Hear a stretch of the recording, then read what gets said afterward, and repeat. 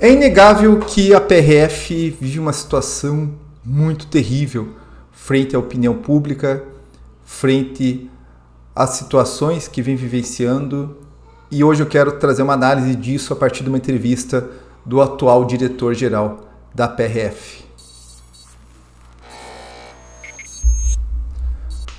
Fala, concurseiro! Meu nome é Guilherme Guimarães, eu sou especialista em concursos, aprovado em 7 concursos, entre eles o da PRF, instituição que eu tenho muito orgulho de ter pertencido, a instituição mais profissional que eu já fiz parte e que eu tenho mais amor. Mas é inegável que a gente vive um momento agora que a PRF ela está numa situação bem complicada. Nós tivemos o caso do Genivaldo, né, o que eles chamaram lá de câmara de gás. Tivemos o caso agora dessa menina que faleceu frente a uma abordagem. E tudo isso vem deteriorando a imagem da PRF, que no último governo também teve a questão dos obstáculos aí à votação, que está sendo averiguado pela justiça, e a PRF se desgastou muito, e a imagem ficou muito complicada, sobretudo numa situação política que a gente vive de esquerda versus direita, que contamina qualquer discussão razoável. E eu tento sair um pouco dessa discussão esquerda versus direita e trago como a imprensa, às vezes, cria narrativas, né? Por exemplo, que a PRF está querendo exorbitar suas funções e tal. Coisa que quando eu entrei na PRF lá em 2012, já era missão da PRF atuar fora. E você vai ver que é algo seletivo. Eu vou mostrar aqui na entrevista que o diretor-geral da PRF, o Antônio Fernando de Oliveira, deu para a Folha de São Paulo. E eu peço desculpa pelo áudio aí, tá vazando aqui, estão passando com uma máquina aqui na frente. Peço desculpas, pessoal. Mas a entrevista que o Antônio Fernando de Oliveira deu para a Folha de São Paulo, tentando trazer uma luz sobre a situação aí, a tragédia, né, da menina Heloísa, que a gente como pai, a gente sabe que é uma situação assim, muito triste.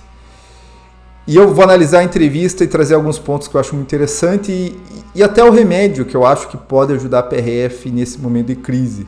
Eu acho que a gente tem que ter uma análise e falar, a gente precisa melhorar no quê? E eu acho que a grande questão é a transparência. Mas vamos lá então. Então aqui a resposta da entrevista da Folha de São Paulo, tá? O que o senhor tem a dizer sobre o caso da menina Heloísa? A repercussão é compreensível e a indignação da sociedade também. Ficamos indignados com isso também, diretor-geral e a instituição. Nós trabalhamos para não errar. Tivemos 7,4 milhões de abordagens só neste ano, muitos salvamentos sendo realizados. Para uma instituição que tem como morte garantir o salvamento de vida, é dolorido uma vida perdida. Então eu, como pessoa, como pai, imagino a dor de perda de um filho. Aqui, plenamente razoável essa resposta, né? A gente tem que ser solidário a essa família, né? Perder uma criança é algo terrível, que eu não consigo nem imaginar. Mas ele fez um bom contraponto, né? Quantas milhões de abordagens são feitas, né? O que a PRF faz? E parece que tudo isso é jogado fora, né? Há uma reportagem, eu até ia trazer aqui, que a PRF é chamada de máquina de matar, tá? A gente não pode esquecer que a PRF é uma das instituições com menos letalidade, tá? Olha aqui, ó. Esse daqui é um taxa de óbitos em abordagem proporcional efetiva à população, tá? Você vai ver claramente como a PRF tem um número de abordagem de mortes policiais muito pequenas, ó. Então, 2018, 22, 25, 17, 2021, 40 e 44, tá? Média 29. 44 em 2022. Então, assim, claro, é necessário olhar não só os números, mas cada abordagem. O que são essas abordagens? Por quê? Porque não adianta você jogar o policial num contexto de guerra, você jogar o policial lá no Rio de Janeiro, jogar o policial lá no São Paulo e falar pro cara, cara, você tem que olhar o contexto, né? Números são apenas números, né? Você joga uma pessoa no meio de uma guerra, e literalmente uma guerra, e daí falar, não, olha aqui quanto que morreu, mas qual que é a situação? Então, assim, mas olhando só os números, o número de mortes é muito pouco, né? Se você comparar qualquer outras polícias, mas a PRF, eu entendo, são contextos diferentes, mas é só para exemplificar aqui, pessoal, não é para desrespeitar também nenhuma outra polícia, mas para mostrar que essa questão de máquina de matar, que a imprensa noticiou, ela é absurdo e ela é leviana. Ela é leviana porque ela não se baseia em nenhum número. Segundo a tia, 28 agentes foram ao hospital onde a menina estava internada. A PRF já identificou os agentes. Para quem não sabe, logo depois foi noticiado isso, que parece que vários agentes foram ao hospital e ele está respondendo a respeito disso. Nós temos 2 PADs abertos, né, 2 processos administrativos disciplinares, um pelo próprio fato e outro justamente motivado por causa desta frequência de agentes ao hospital, que chegou ao nosso conhecimento por meio da imprensa. A gente precisa separar o joio do trigo. Abrimos um procedimento sobre essas frequências, o que está autorizado, o que não estava, o que é regular, o que não é. Então, um procedimento administrativo pode apurar isso. Nós encaminhamos para o Rio de Janeiro a Coordenadoria Geral de Direitos Humanos e o Corregedor-Geral da PRF. É necessário, né? A PRF ela precisa, dentro da situação, ser imparcial e tudo. O que esses 28 agentes foram fazer? Veja, pessoal, a porcaria está feita, né? O que você vai lá mexer no carro e tudo? Você abre brecha para que mais coisa seja dita. Pô, isso aqui é muito triste, pessoal. Daí ele pergunta se identificaram os 28 agentes, se foi sem autorização no local. Então, eles precisam averiguar essa situação. Veja, é necessário ser averiguado que tipo de atendimento que foi dado. Veja, a gente não pode julgar premeditadamente. Há uma série de exemplos na imprensa de pessoas que tinham autorização, não tinham, o que eles foram fazer, o que foi feito, eles foram mexer no carro, fora, porque é complicada a situação. Esse policial que foi à paisana pode ser expulso da PRF, daí ele colocou, se houver razão, ele pode ser expulso. Estou falando de forma abstrata, eu não conheço o processo. Tá? Então, a imprensa aqui jogou isso. O portal G1 divulgou que a gente teria mexido no carro da família da vítima e teria havido até manipulação de projeto. Houve tentativa de atrapalhar a investigação? E daí aqui ele vai responder. Isso está em apuração, é necessário saber se realmente aconteceu. Em abstrato não existe razão para manipular projetos ou qualquer coisa do tipo. A prazo que os agentes envolvidos no caso voltem a trabalhar, o prazo vai depender da condução do processo judicial. Aqui, os agentes estavam errados de atirar em direção a um carro em movimento? Olha esse ponto aqui. A gente não sabe efetivamente o que aconteceu. Me parece que ninguém da imprensa teve acesso na íntegra aos depoimentos. O que a gente sabe são pontos, né? E versões.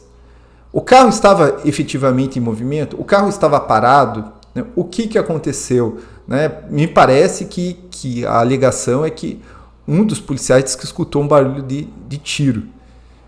E assim, a imprensa já coloca, não, que o carro estava em movimento. Já faz uma pressuposição que nem os investigadores vão fazer, nem a justiça vai precisar averiguar isso daqui.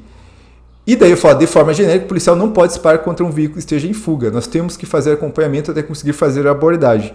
O único momento que você pode revidar a um disparo é quando houver uma grave ameaça contra a polícia ou a terceiros. É a lógica da legítima defesa. Resposta plenamente dentro dos termos jurídicos. E, veja, a PRF faz milhares de abordagens. Todos os dias algum carro está fugindo. Se a PRF tivesse alguma doutrina que atirasse em carro que estava fugindo, a gente teria milhares de mortes todos os dias. Né? É muito comum. Eu já corri atrás, já fiz um acompanhamento tático de carro que era um jovem e uma senhora de idade que o cara não tinha carteira e estava levando ela no hospital. Né? Era bem plausível a versão dele.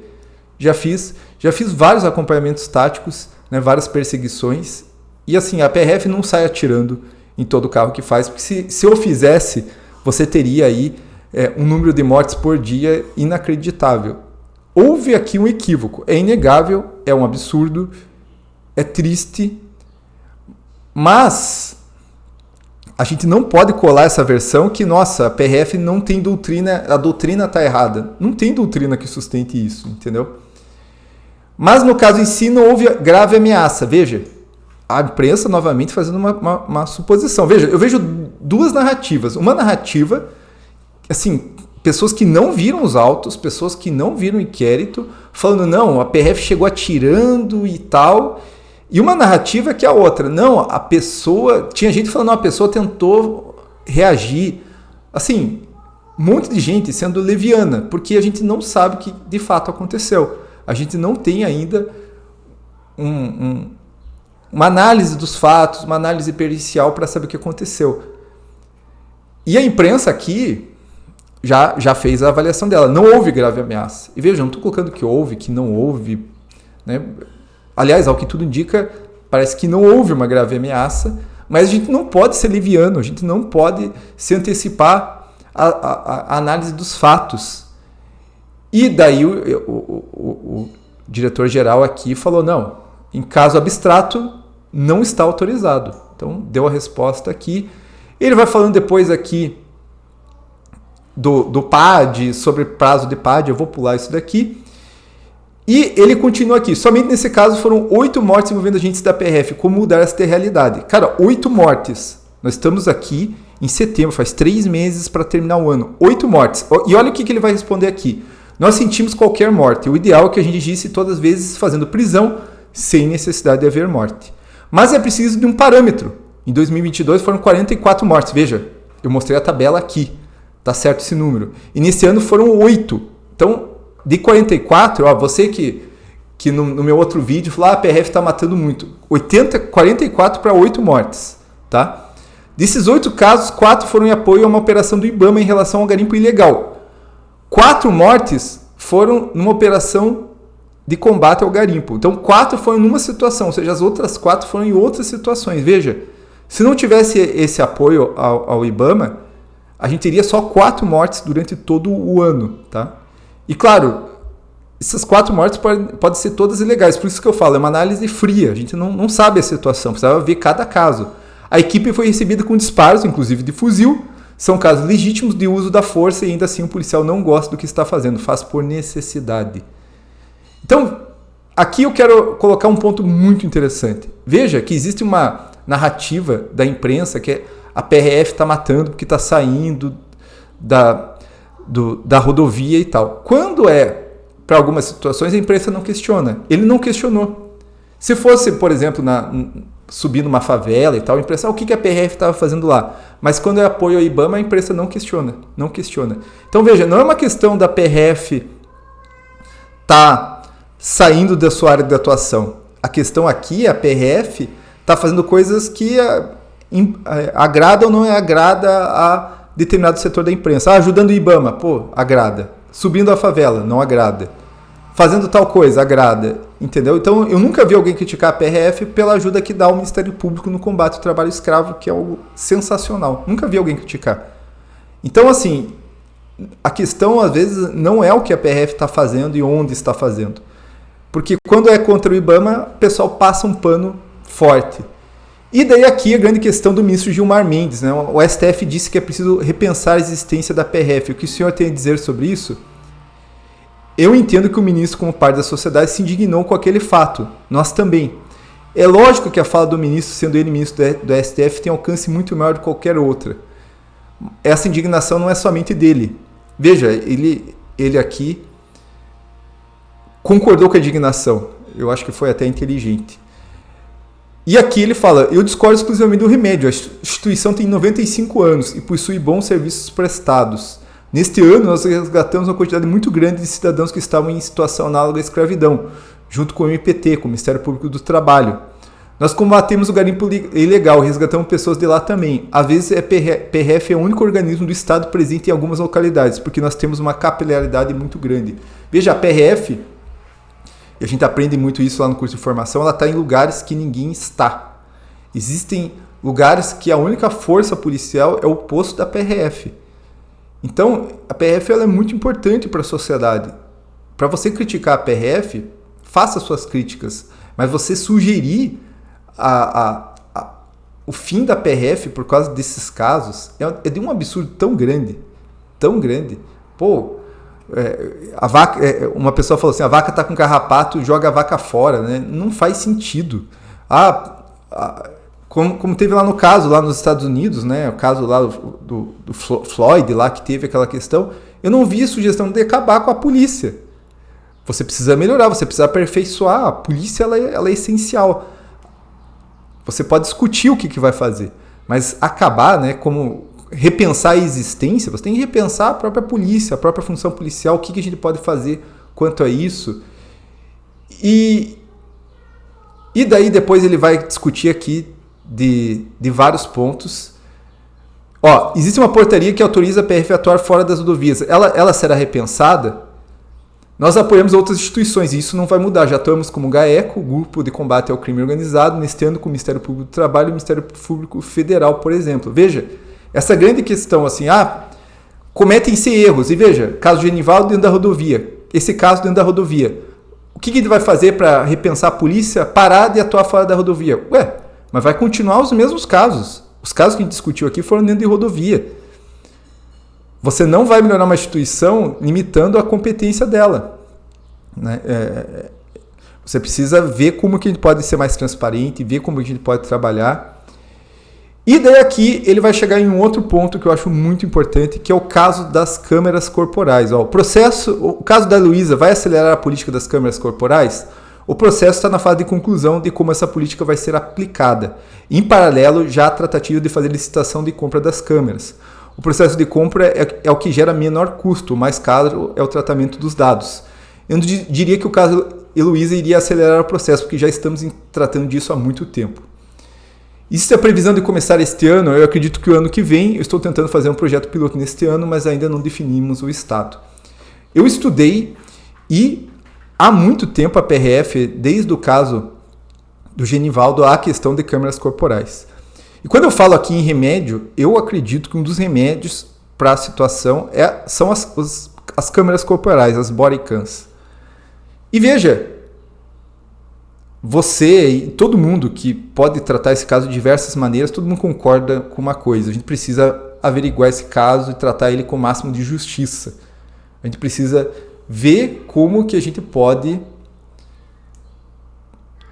tratar os policiais, o que aconteceu com toda a situação, e muitas vezes não é tratado. Veja uma das situações: um policial disparou e um monte de gente estava defendendo que todos os policiais sejam presos. Um absurdo, um absurdo. Eu já trabalhei numa ocorrência muito semelhante, que a gente foi abordar um carro e um policial, e o carro veio para cima, o carro deu uma ré e um policial disparou nos pneus. Acertou os pneus, graças a Deus, poderia ter errado, acertou os 2 pneus. E daí eu fico imaginando a situação, eu seria preso para muitas dessas pessoas. E eu não atirei. Mas eu entendo o policial que atirou. O carro deu a ré, ele podia ter atropelado a gente, não atropelou, a ré não teve essa força. Mas ele atirou, ele fez a opção dele. Eu seria preso. É necessário, nesse caso, que a gente averigue da melhor maneira possível. Se tivesse uma body cam, a gente teria uma averiguação muito fácil. E a gente vive com essa guerra de versão, da imprensa comprando versões, da imprensa comprando narrativas de uma parte e não comprando a narrativa da outra, da imprensa confundindo, falando, não houve ameaça, é uma família que estava lá. De fato, é uma família, mas era um cara roubado. Qual que é a situação? Veja, não quero culpar ninguém, não quero ser leviano aqui. Houve uma tragédia, houve um erro, a gente precisa averiguar a situação. Se tivesse câmeras corporais, a gente resolveria. Guilherme, mas veja, as câmeras corporais no Brasil não vai dar certo. Olha, há câmeras corporais no mundo inteiro. Esse é um caminho sem volta, irmão. Caminho sem volta. Olha aqui, ó. Todos esses países que eu vou trazer aqui já usam câmeras corporais. Mas nos Estados Unidos dá certo porque lá é diferente. Meu irmão, vai para a Flórida. Vai para alguns lugares dos Estados Unidos que a violência tá brava lá. Tá brava. Há países do Chile, há países da África. A câmera corporal é um caminho sem volta. É transparência para essas situações. Ela diminui o tempo também de questões judiciais, ela protege o policial nessas situações. Quem anda certo anda com câmera. Aliás, há vários policiais que eu conheço que trabalham com câmera já. Aliás, os grandes policiais que eu conheço trabalham com câmera. O que eu vejo são péssimos policiais, e esses não usam câmera mesmo. Agora, quem está tranquilo usa a câmera policial. A câmera realmente vai resguardar o policial nessa situação. Se você for ver esses programas 190, esses programas 191, né? 191 que passavam na televisão, se você for analisar esses programas, cara, a galera já usa a câmera lá nos Estados Unidos nos anos 80, nos anos 90. A galera já tem, assim, a câmera lá já é um negócio assim, mais de... Eu tenho os números aqui, eu fiz algumas pesquisas, mais de 50% das forças policiais lá já usam câmera, entendeu? Deixa eu até achar esse número aqui. Então, mais de 50% das forças policiais lá já usam câmera. É algo que iria trazer uma transparência. Veja, a gente vive uma crise, a gente precisa pensar num remédio. E o remédio precisa ser um bom remédio. Acabar com a PRF? Remédio ridículo, né? O Gilmar Mendes talvez entenda de direito, mas não entende de segurança pública, porque vai vir outra polícia, às vezes com a mesma doutrina da PRF, não vai resolver a situação. Mas qual é o remédio que a gente vai utilizar para resolver isso daqui? Transparência pode ser um caminho, né? As câmeras corporais pode ser um caminho. Eu fiz uma entrevista com um policial americano e falou: eu era contra o uso de câmera, hoje eu não saio sem minha câmera, sem ligar a câmera. A câmera pode estar na própria viatura. Se você olhar os programas 191, o pessoal já usa a câmera na viatura, ela abrevia os processos judiciais, ela traz segurança para a população. Não fica essa guerra de versões, ela pode ser fundamental. Né? Claro que com estudo. Veja, a imprensa faz um trabalho aqui, um desserviço. Fala, não, vai ser esse ano, vai ser o próximo ano. Pessoal, eu estava estudando aqui, tem N questões que eles precisam decidir.